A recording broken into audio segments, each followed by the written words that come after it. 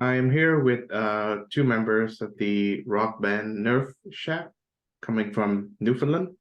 They are Brian Kelly. He's doing lead vocals and guitar, and Aiden Osmond on the drums. How you Yep. say, fellas? Thank you for joining the show. Yeah. Thank you for having us. We're doing awesome. Thank you. So, how's your weekend going? It's going great. Just practicing for our upcoming show, September 9th at Bowring Park. Make sure you go to that. Okay. I think if you're in the Newfoundland vicinity, I would encourage you to. Otherwise, I'm in Vienna, so Oh, okay. I cannot really attend. I see. I understand that you guys have another member too, Oliver Quinton, lead Yeah. guitar. Yes, we do. Yep. Yeah. So, I first got to know you from your new single Ash, which you did with my friend, our mutual friend, Madeline Carter. She plays the fiddle on that one. So tell me about how that song came about. So Ash, I actually came up with that at my aunt's birthday party, the riff to that. And then from there, I just put all these parts together, and Ash was recorded at Hurricane Music Studios and Clive Avenue Studios with Pete McDonald and Matt Dines, and mastering by Rob Kleiner. And yep, it's like a country kind of rock kind of song, and it's about like a rocky relationship kind of thing. Yeah.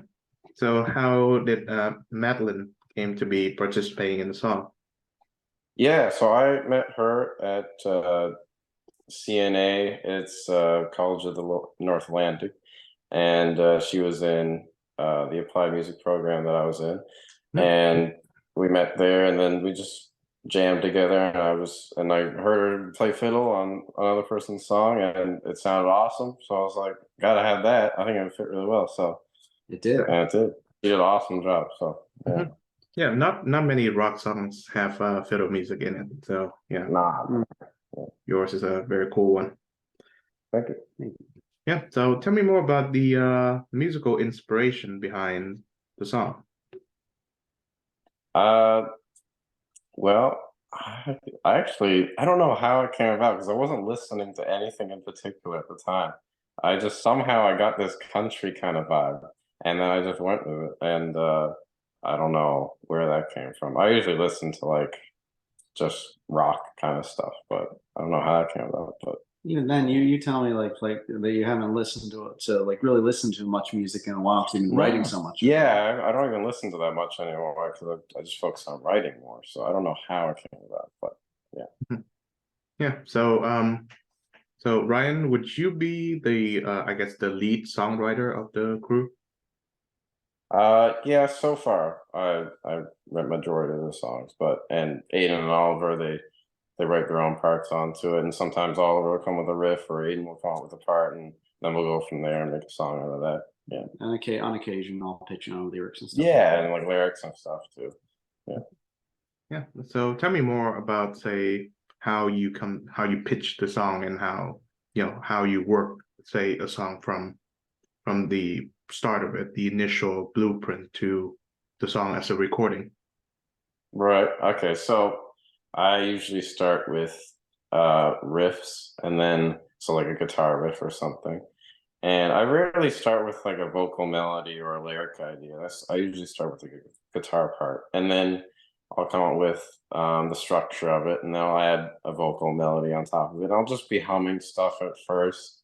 I won't have any words, and then but sometimes like my brain, I'll just sing something, and it'll sound pretty cool. Like I'll come up with a line, and then I just write that down, and then I just go from there, and then that's how it comes together. And then I'll show it to the guys, and then they'll add the drums and that stuff, and that's how it comes about. Yeah, that's pretty much it.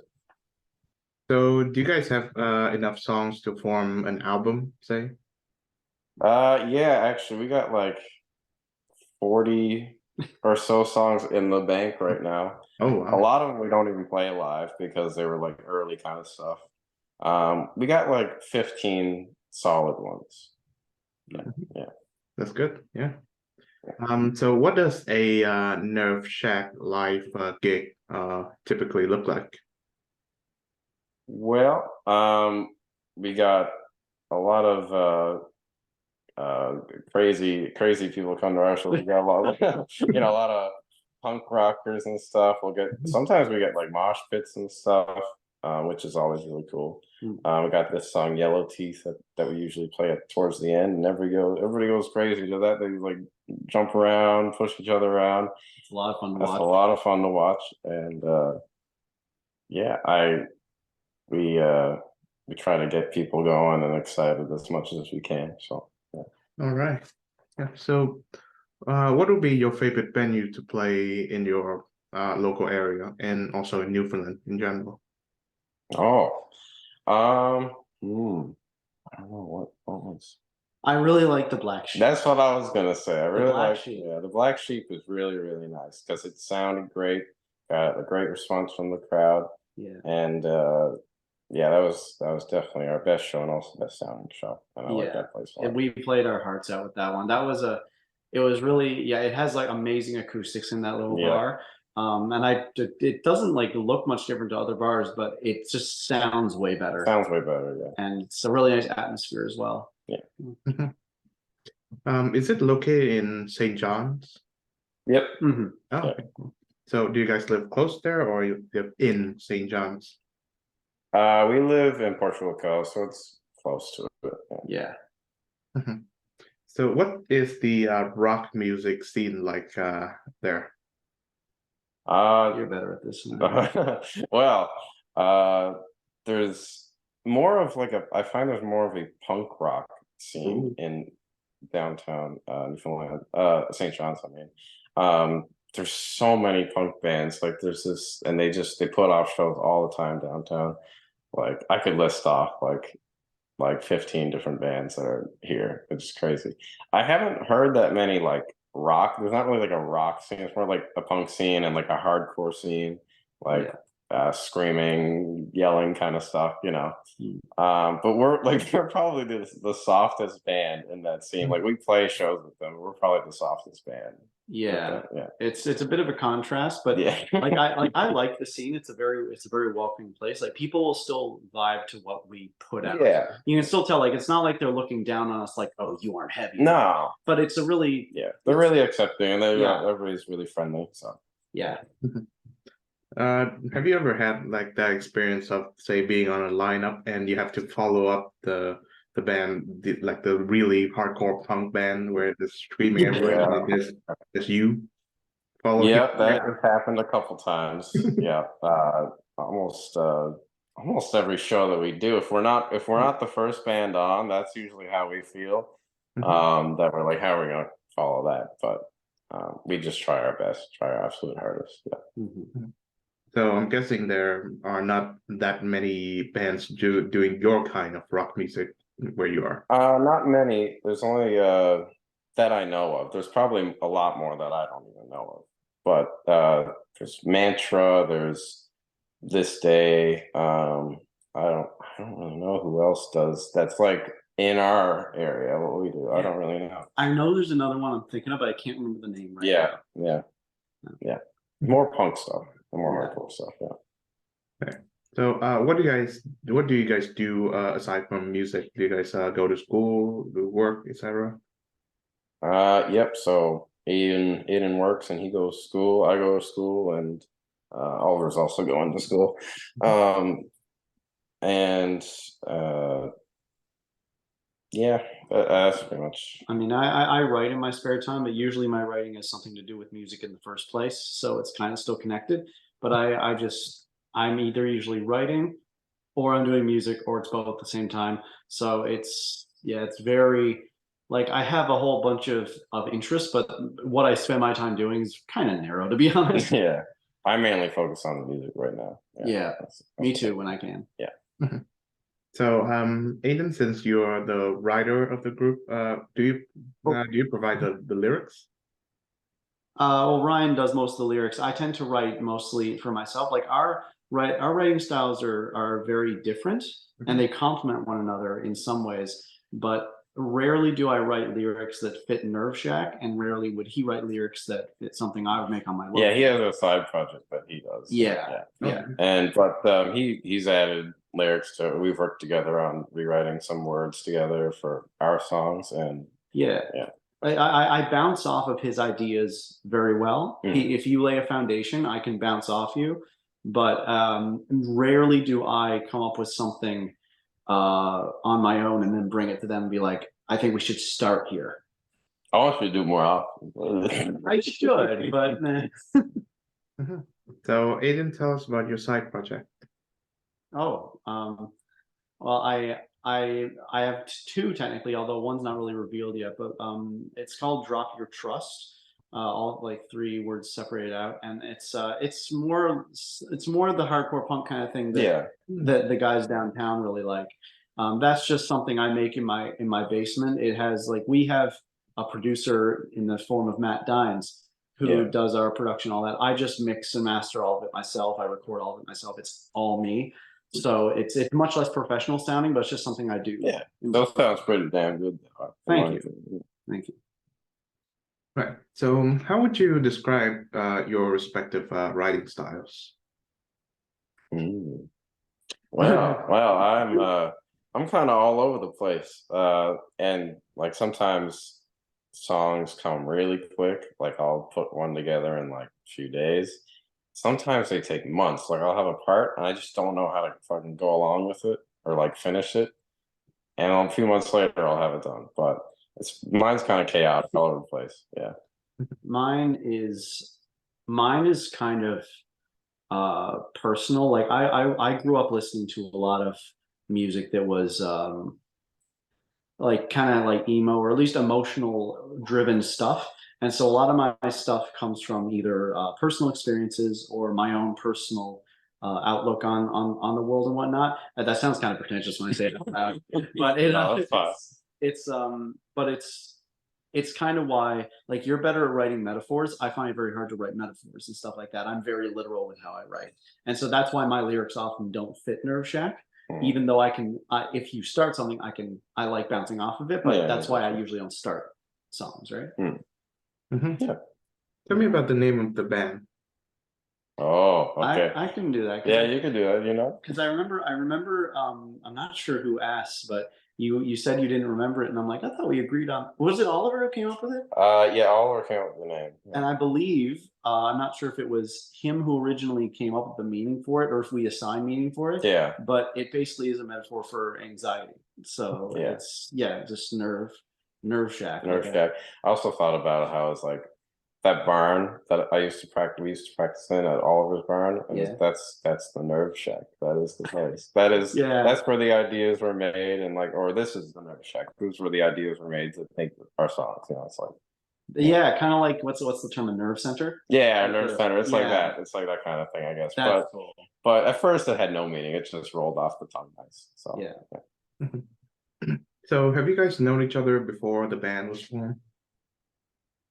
Yes. So me and Aiden, we met in martial arts Taekwondo class when we were like 10 years old or something like that. Oh, it was earlier than that. Younger than that. 7. Yeah, so we've known each other for a while, but then we didn't talk for a while because I wasn't going to Taekwondo as much, or you weren't. I don't know what it was, but then we met up again.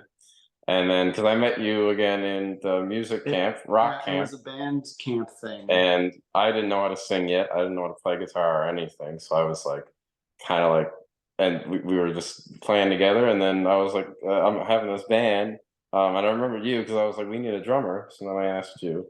And then and it's hilarious because I remember that band. I still have the rehearsal tape somewhere. Oh, yeah. And I remember that because we were, I'm not sure who the other guy was. But I never knew you had pursued music at all. Yeah. So when you walked in, I was like, that can't be the same person. and then I think was it you and Oliver who kind of formed a duo. Yeah. And then you looked for me. Yeah. And so when we got together as a trio, the only people who had never met before were myself and Oliver. Yeah. Although Oliver had like we went to the same school. Yeah, I met Oliver in high school, so I haven't known. I've only known him for like 3 years or so. And I was like, I sung in his band for a little bit, but I didn't know how to sing at that point. But I wanted to do like a rock band. I wanted to be in one, but I just didn't have the skill yet. So then I got kicked out. And then I practiced my butt off. I played guitar and learned how to sing and then all that. And then he wanted to be in my band because his band broke up afterwards. So then we started a band and then we asked him to join. Cool. With that. Yep. That's pretty much it. So tell me about what you're studying in university college again. So I am studying, I'm in the applied music course at Kona and learn about how to perform and music and all about releasing music and all that stuff. I don't know. There's a lot of stuff with that, music production techniques and An stuff. all-encompassing thing. Yeah, it's all encompassing thing. Yeah. I'm hoping to get into music production eventually. There's a school, I'm not gonna, don't quote me on this, but I think it's like up in Toronto someplace that I really want to go to, but I don't want to leave the band behind since it's a big part of my life right now. So I don't want to ditch these guys and then go up to Toronto. I'm also not ready for that in general yet. But so I'm not studying music production yet, but now I'm just doing general stuff that interests me. So in MUN, I'm doing like psychology and law related stuff just because I'm morbidly interested in it. Yeah, That's it. cool. Yeah, just holding over. So Aiden, would that be your first year in university, or have you been in?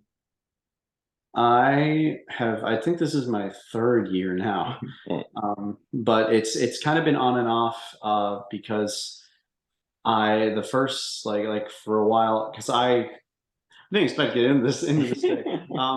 My ADHD makes it quite a struggle, and so it's been kind of a hard thing to try and get used to with a very small course load. And so now I'm giving it another go kind of thing. I don't want to leave university. I want to keep trying at it. So that's where I'm at. So is the program, I guess, accommodating to the ADHD thing that you have? It does. It's just, yeah, it's a slow process is all it is really. Yeah. How would you describe it to, if you're comfortable doing so, to someone who doesn't have it? It's like my mind, I mean, it's different for everyone, but it's like my mind is always racing. And if I get focused in on one thing, that one thing is all I want to focus on. It's all I can focus on. Like just last night, I picked up, like, I write short stories in my free time. And I picked up just a random one that I started writing back in February and stopped. And I finished it in one night.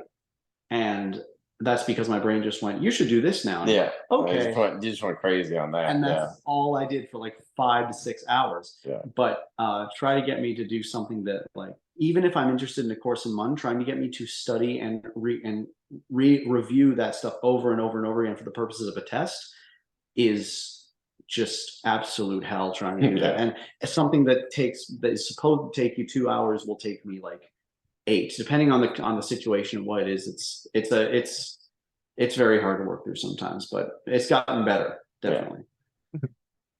So do you find that studying the subjects that you like or are interested in helps?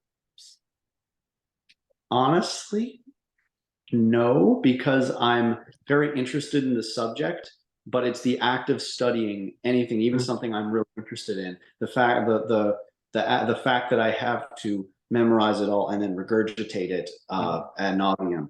That's the reason I don't care for it. So I very much am the kind of person who enjoys being in class, but when I get home and I have to sit down and like review a textbook, I'm just banging my head against the wall. Yeah. What about music? Playing music and listening to music, I suppose. It depends. When I'm with the guys, my mind kind of switches into music mode. Yeah. At home, it's completely. It goes in almost like there'll be weeks where I want to do nothing but make music, and then weeks where I want to do something else. And it kind of goes in bursts. So I'll get a huge burst of inspiration and run with it, and that's how most of my songs get created, and how most of my writing gets done. Like I said, what happened last night. But I mean, with the most recent song I released under Drop Your Trust, which is called Think for Yourself, I I had the riff for months, and I didn't know what to write over it in terms of lyrics. And then I sat down one day and I forced myself not to make something else until that song was done, because I had started so many things and not finished them that I wanted to get one thing done. So that's what that song was the product of. So yeah. Yeah, I'm curious about your side project, Aiden. Drop Your Trust, right? Drop Your Trust, yes. Okay.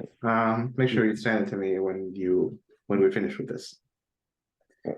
Oh, sure. So, do you guys grow up in like a musical household? Well, for me, not really. I don't think I have any musical family members actually.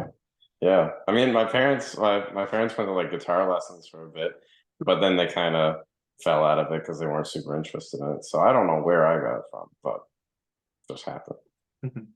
As for me, my family isn't super musical. My father's always been really into music, as in like he has a pretty big CD collection and all that, and he's into a lot of more classic rock stuff and like and yeah, I don't share a lot of my music taste with him, but his taste was the jumping off point for mine, especially at an early age. But yeah, my father's musical, and that's probably where the bug bit me. But in terms of but like my mother's not musical. My father, one like your parents, took guitar lessons and then dropped it. Yeah.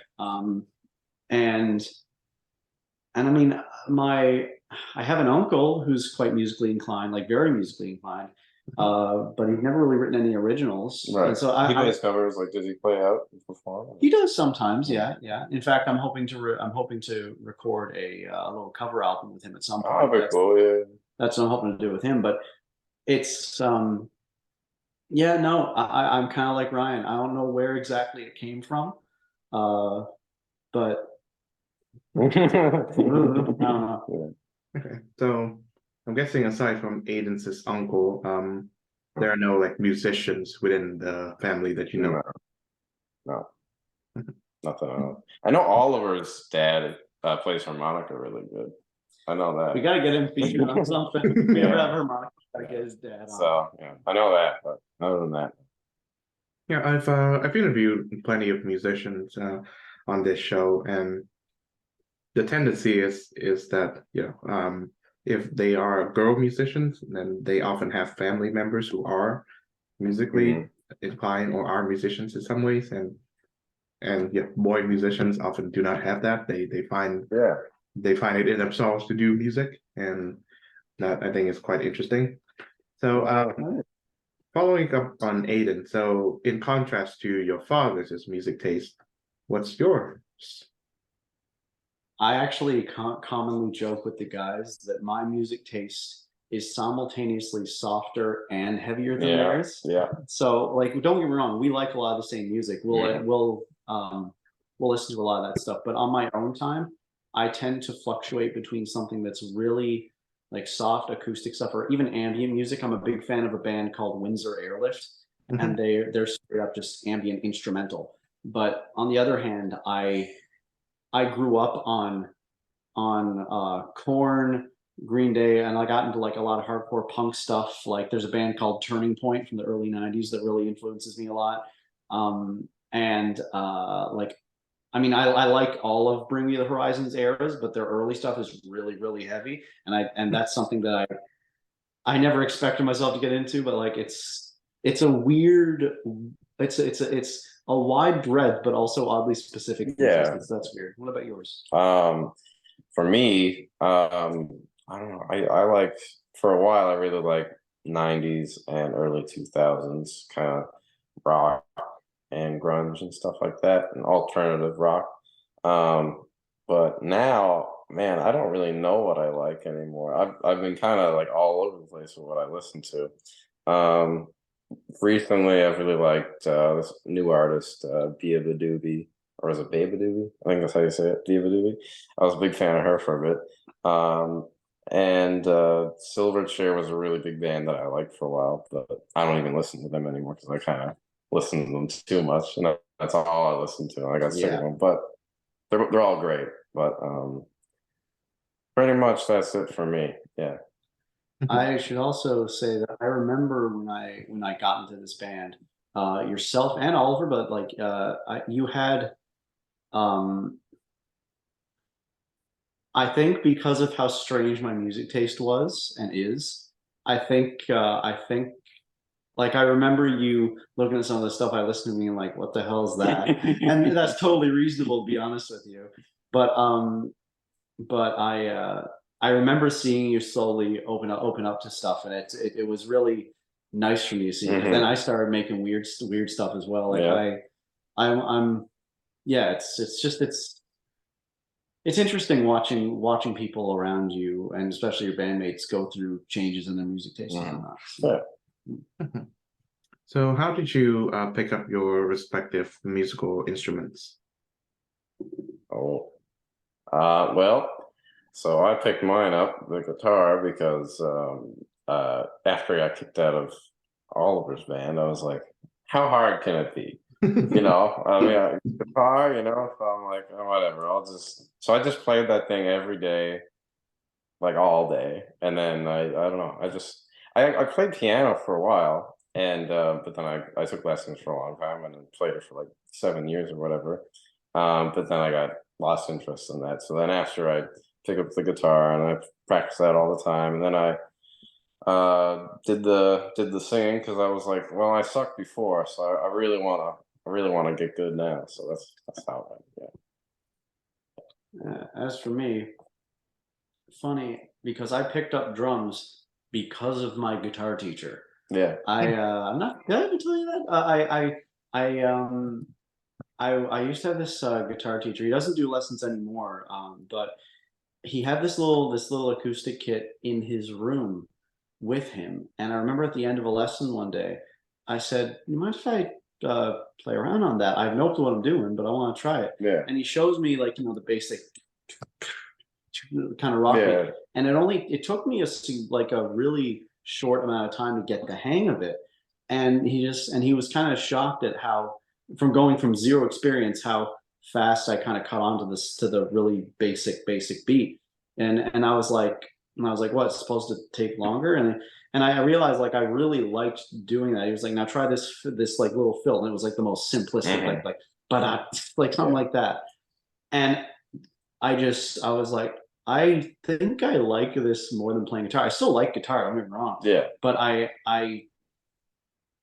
discovered I have an affinity for percussion, and after I stopped taking guitar lessons from him, I went and started taking drum lessons, and the rest is history. I don't want to be braggadocious, but I remember my first teacher in terms of drums tell me that I was picking up things surprisingly quickly.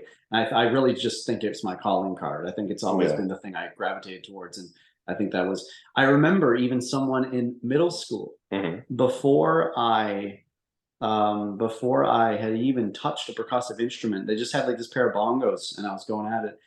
And he looked at me and said, quite rudely in hindsight, I think you'd be much better at percussion than you would be guitar. Damn. And I like, very rude, but at the same time, right. Yeah. So but yeah, that's COVID stuck a nail in the coffin into everyone's lessons. Oh my God. Oh, COVID, that helped me have all this free time to write and practice guitar. That's where I got all my That's practicing. funny. Yeah. Because that's when my lessons stopped, and I just started to try and teach myself from that point. Yeah. And I haven't gone to a single lesson since, and I know I've gotten better. So I guess I'm doing something right. Yeah. But yeah, that's my history. Yeah. So tell me, Ryan, who are your musical inspirations like now? You said that you're in the process of like exploring new horizons, so to speak. Yeah. I don't really know. Other than like if I go see like a band, like recently I saw Talk and open for the Lumineers at the Churchill Park here in St. John's, and they really inspired me with like how they put off a show and all that, and the variety of songs that they had. So usually, if like a band really impresses me live, that is usually what inspires me. Now, I don't have like a favorite artist that I listen to at the moment. That's really, yeah, that's where my inspiration comes from, like bands wise, is like when I see them live. Yeah. Right. Yeah, I would say with me, a lot of the people I immediately think of as inspirations are mostly for their lyrics. I mean, they're good musicians, but like the band Turning Point, like I previously mentioned, very good lyrics in that band. Greg Gaffin, I believe I'm pronouncing his name right. No, sorry, no, it's Greg. It's Greg, not Brett. Yeah, Greg is the lead vocalist of Bad Religion, which is one of my favorite bands, and he is an amazing lyricist. But on the other side of the spectrum, Tyler Joseph of 21 Pilots has some of the most emotional and heartfelt lyrics I've ever heard. And in terms of production and stuff, anything from like, let's say the 1975 to Nirvana's In Utero is like how I like to play guitar. I like that kind of noisy grittiness of, I love In Utero is one of my favorite rock albums of all time. And screw it. Like I'll just say here, I like weird sounds and stuff. So acts like 100 gecs and like weird shoegaze stuff. It's just anything that makes me go, what in the name of God is that? Is like, okay, that's usually at least. Yeah. Usually. I'm sure you're familiar with the band My Bloody Valentine. Yeah. Heard of them. Yeah. I heard of them. Yeah. Oh yeah, they have the two albums that I would really recommend. There's Loveless and their self-titled album MBV. Yeah, they specialize in that kind of like weird, noisy, dream poppy sound that I suppose you guys are looking for. Yeah. Thank you. I'll have a look into them. Yeah. So following up on that question, who would you count as your musical heroes? You go first. Or did I just put you on the spot? Well, okay, I think by far what inspired me for my sound is Silverchair, by far. That is because he was Daniel Johns, the lead singer of that band. He was like 15 when he wrote all the songs for that first album, and like they're great, just all simple, but they're just great songs. And then he was like 19 when he wrote all the songs off of Neon Ballroom, and that album is like, that album is wild. Like that first opening track, Emotion Sickness, is like, God, it's just it's a crazy song. The whole album is crazy, but really well done. And I'm really impressed that he did that when he was that young. And so that's what inspired me, that I wanted to make music like that. Because if he's that young, he was able to do that. I was like, I feel do that. And so I tried my best to make music. And here we are. There we are. Oh yeah. I might end up repeating myself a little bit, but I know that my first musical, the first artist I ever fell in love with as a very young child, apparently, was Johnny Cash. But the one that I associate most of my childhood is Gordon Lightfoot. May they both rest in peace. And yeah, Gordon Lightfoot was the jumping off point, and he's probably the reason I still really like acoustic stuff today, despite how more either heavy in the either electronic or rock my tastes tend to be. I still really love just raw acoustic, and that's probably due to Gordon Lightfoot's influence on me at a young age, and Newfoundland folk in general. I grew up in Newfoundland. Of course, I was going to be surrounded by Newfie Irish stuff, so it kind of, yeah, that's probably where that comes from. But in terms of heroes, I might end up repeating some of the inspiration. Honestly, like again, Tyler Joseph for his lyricism and all that. I don't want to be a broken record, but it's no, I don't. I had a few things in mind. I forgot them while you were talking. It's not your fault, mine. But I can't remember. Most of the same that I list as inspirations are my music titles. Most of the same stuff. Yeah. Yeah. So is it the case that I assume the three of you are from the same like area, the same neighborhood, and I'm guessing around the same age too. Does that help like bring the band together? Like help you guys Yeah, get along and such? yeah, we're all in the Portugal Cove area in St. John's, and yeah, we're all around the same age. Mm. Yeah, like I'm 18, Aiden's 19, and Oliver's 21. Yeah. Mhm. I'm the middle child that everyone forgets. Yeah.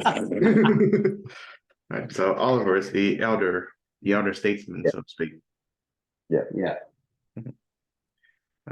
So yeah, I hear you guys mention Churchill's Park, and I believe Alanis Morissette is having some Yeah. shows there too. Are you guys going to Yeah, see it? I saw them. I saw her play last night, actually. Oh, cool. Yeah, it was really good. It was really, really good. It was great. Awesome. Mhm. Yeah, a friend of mine, I think Paige Penny, who's like a country musician, opened for her. I don't know if you guys saw her. I didn't get to make it for that time. I was busy, Okay. but I know her Yeah. because I own one of her albums on CD or her first EP or something like Watch Out for Your Step it's called or something. I Yeah. haven't listened to it yet, which is Yeah. weird because I've had it for a while, but it's just like sometimes I buy stuff and I don't listen to it right away. But I bought it mostly to support a local artist because I thought it was cool. But I do need to give it a listen though. Mm. Yeah, but I've definitely heard of her. She opened for Alanis Morissette. yeah. Wow. Mhm. I never got to listen to any of her stuff, but I can loan you the CD. yeah. Yeah, she's really good, and she's made a few singles since then, and she's certainly come a long way since making that particular E EP. Yeah. I mean, opening from the last more set, that's Yeah. that's Mhm. awesome. I mean, when she made that EP, I think she was like 15, Wow. Yeah. something like that. Yeah. Wow. Yeah, it's nuts. Yeah, she said that she made it in the same Nashville studio that Taylor Swift recorded her debut album in. Wow. Really? Something. Wow. Yeah. Well, man, that's great. You much of a Swiftie? Oh no. I know that she's going from like venue to venue in her tour and such, and of course I don't think she appealed to like either of us. I don't think. Well, I don't mind a little Taylor Swift, to be honest with you. I don't mind. My cousin's a really big fan of hers, and I remember really liking the album Folklore, though I never listened to its sister album Evermore, something I think it's called. Mm. I remember liking Folklore and a very few good songs off it, like Mirror Ball is one that I remember. But I as a whole, I'm not a huge fan of her stuff. That's probably because I haven't really gotten into it. But I do respect her as a songwriter. Oh, for sure. yeah. I respect her. I respect the hell out of her. Mhm. Yeah, I do Her find fan base, not so much. I do find that more girls than boys like Taylor Swift, and Mm. it's a kind of a particular gender thing. Yeah. Yeah. Tell me about your first show as Nerf Shack. Oh, Oh yeah, go on. yeah. So we played our first show. Was it 2021? Oh yeah. 2020. No, Oh, was it? no. I think it. Was it 2021 or 20? It says on our website. No, It it's says 22. on- It's 22, Yeah, it's yeah. 20. So we did it in August of 22 at Bar None downtown, which is no longer a bar anymore. It's actually no, it's another bar. It's called the Spirit Bar now. Yeah. But that one was really good for our first show. We got great crowd response at the end. Everybody went crazy at the end because we actually wrote Yellow Teeth, which is on Spotify. Mhm. We Plug, wrote plug. yeah, plug. We wrote that right before that show because we wanted a song for everybody to jump around and push each other around and stuff because we knew a bunch of punk rock kids were going to be going. And so we played that, and everybody went absolutely bananas. Was And it was that great. night? Was it that night or the other times we played at Bar None where we actually got told to play that song twice? I think it might have been the first time we played. Yeah. I think it might have been. Yeah. Yeah. That was because I had never played. I mean, it wasn't a huge crowd at all. Like Bar None's very small. Yeah. But- It was probably only like 15, 20 people. I don't know. But I had never played live at all. You at least had a little bit of A experience. little bit. I played in school a bit. Yeah. Yeah. but I had never played live at all, and I guess you could say my nerves were shacked. That's the reoccurring joke. But I'm so comfortable behind a kid on stage now. It's yeah. But I remember I rode that, like, you guys were exhausted. This is a common theme. So after shows, they're exhausted, and I'm just riding that high. Yeah. So all the way home, I'll be like hyped. I mean, I'm the drummer, so I'm moving way more, so it kind of makes sense. And he's like, "You guys want to go get some food and like Yeah. hang out some more?" And I'm like, "No, I want to go to bed. Yeah, like, exactly. I'm tired." Exactly. Yeah. And then there'll be a moment like when we reach your house that I just crack. Yeah, it happens almost every time. Yeah. Mhm. So I'm guessing during a typical Nerf Shack show, the drummer is often the highlight, the one that everyone pays attention to. Is that it? Really? Yeah, I well, don't think so. well, the Aiden definitely has a lot of energy on stage, but he pounds the drums very hard, and so yeah. I go bang He goes bang bang good, and you know a lot of people give him a lot of praise at the end of shows, like, "Oh my God, you went crazy on those drums," and yeah, I can agree with that. So it's very flattering, and I barely notice if people are looking at me because I'm trying to focus. Whereas your focus is mostly like out on the crowd, so you see a lot of people looking back at you. Yeah. So that also helps my like any stage fright I may have, because I can look out and see people, but when I'm actually playing, I'm not doing that. No. You had to do that. I do, but I find it very hard sometimes to not to look up and just look at everybody, because like I'm like, whoa, this is kind of scary. So I'm looking down or I have my eyes closed and I'm singing. But sometimes when I'm talking to the crowd, I'll look up for a brief moment and just look at everybody. But it's hard to do sometimes. Understandably so. Yeah. So do you still get nervous before every show? Oh yeah, well, it depends. There's certain ones that I haven't been very nervous at all. Like actually, the one we played outside during the Telly 10, and I actually wasn't nervous at all, really, for that one. I felt like, because there was no structure to it. It didn't matter if we like restarted as many times as we want, because we had to replay songs multiple times because we had to drop the length of our set, because we had to do for the full runtime of the run. And but that was a great show. I really loved that. It was. It lasts what, 2 hours almost exactly. Yep. So we played 2 sets basically, because we did a whole set and we restarted from the beginning and we went for another hour. So when I tell you that we all went home and collapsed. Oh yeah. I remember we'd finish the song and you turn around and be like, and suggestions. Yeah. We just all like quickly go, and this one, okay, and then go back. Yeah. Yeah. That was pretty much how it went. Because of course, when your crowd is constantly moving, it Yeah. doesn't matter if you play something twice in a row. Yeah. So. Okay, so following up on that, tell me about some of your recent shows that you've done. We have we performed at Camp Delight in Carbonear at a oncology camp, and well, it's an oncology camp, and we played during the family barbecue and got a great response from everybody. Everybody was really supportive and gave us a lot of applause. And we played under a tent actually on a really hot day, and it was really nice. So yeah, thank God the tent was there. Thank God the tent was there. If the tent wasn't really there, we would have melted. It was really hot. It was really hot that day, but really enjoyed that show. That was nice. And I think, what did we play before that? We played The Ship with Infrared and Disposition, and that went pretty good as well.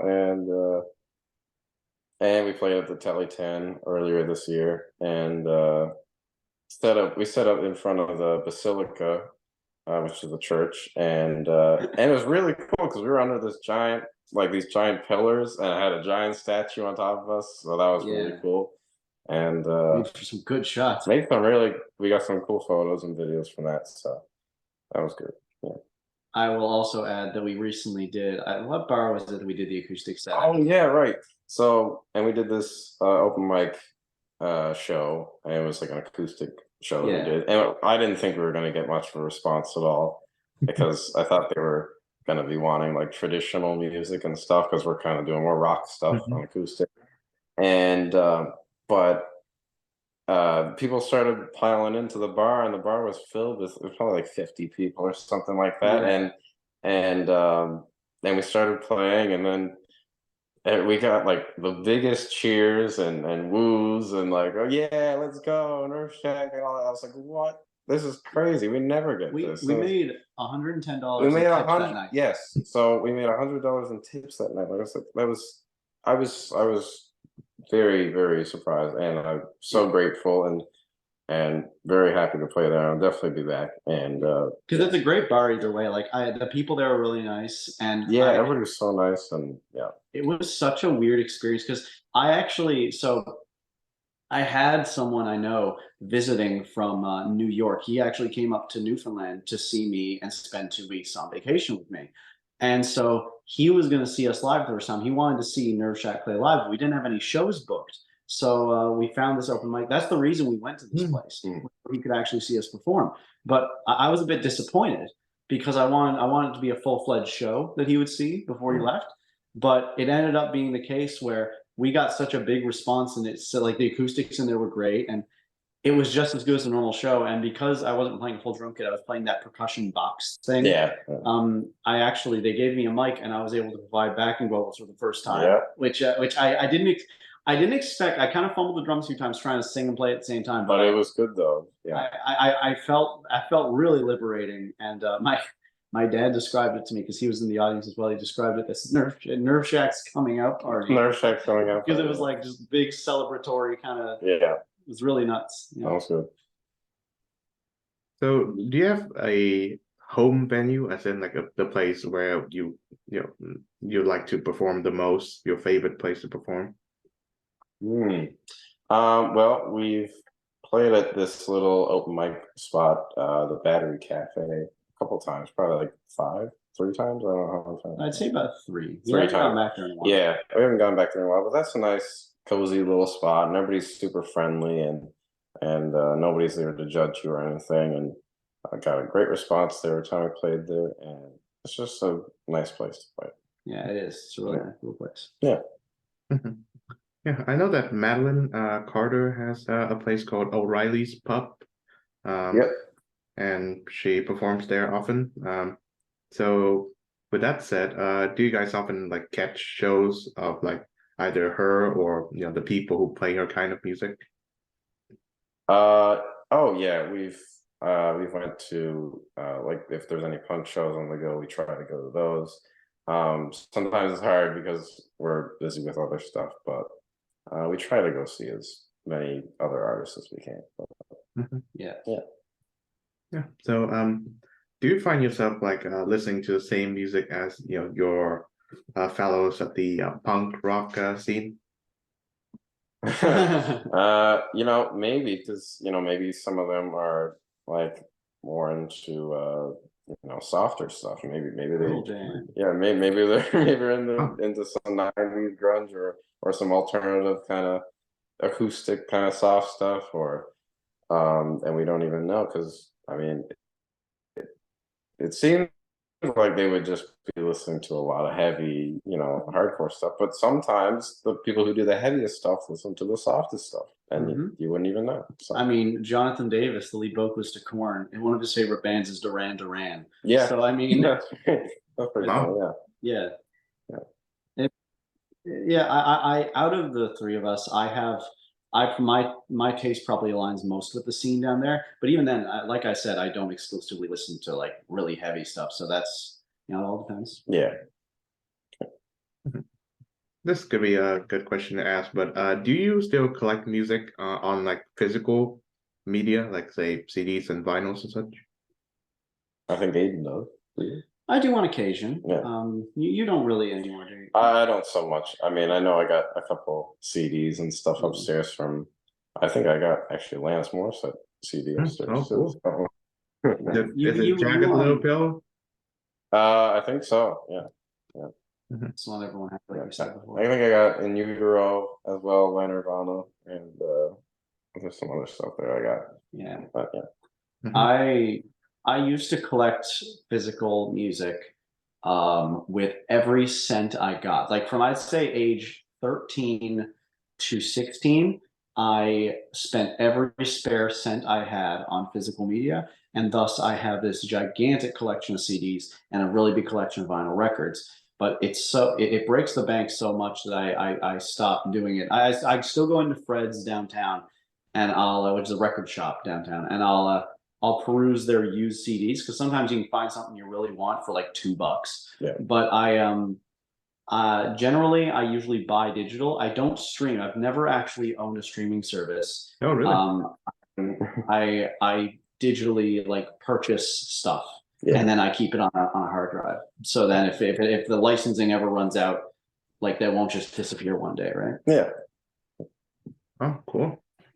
Yeah, I used to live in Peterborough, Ontario for 4 years, and during those 4 years, I've managed to accumulate a good amount of vinyl records, some new and some used, and I was very proud of it. But then I had to leave Canada, so that means I have to leave behind.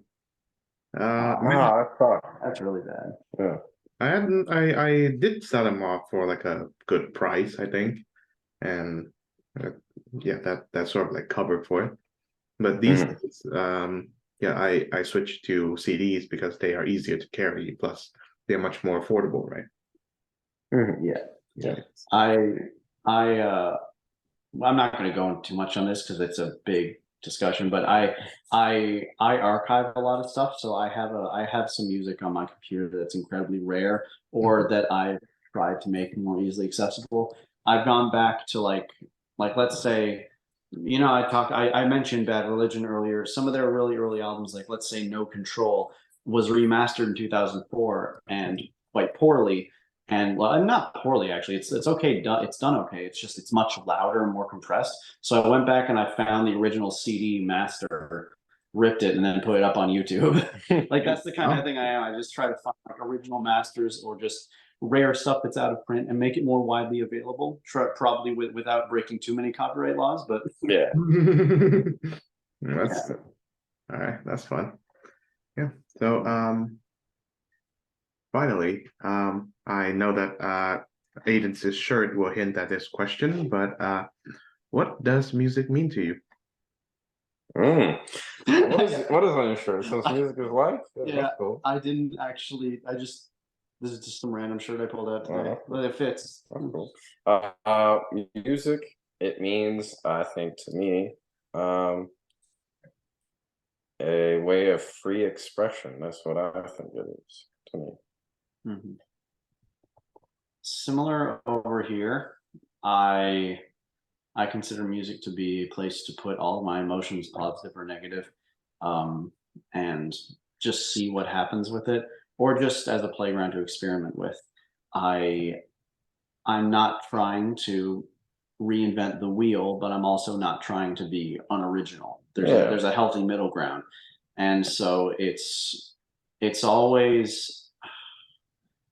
It's hard to determine exactly what it means to me outside of that. I just want to make stuff, and if I can make one thing that ends up touching someone deeply, then I've done my job, kind of thing. So yeah, there you go. There's a good answer. There's an excellent answer for you.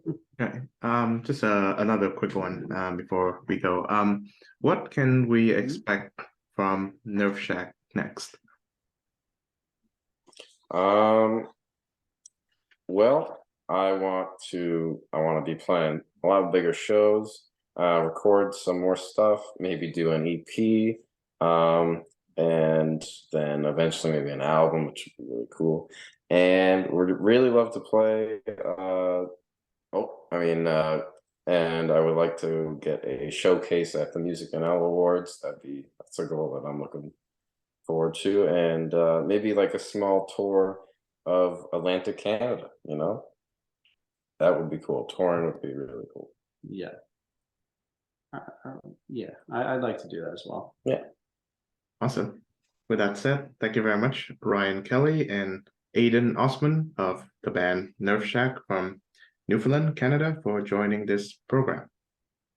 Thank you very much for having us. Yep.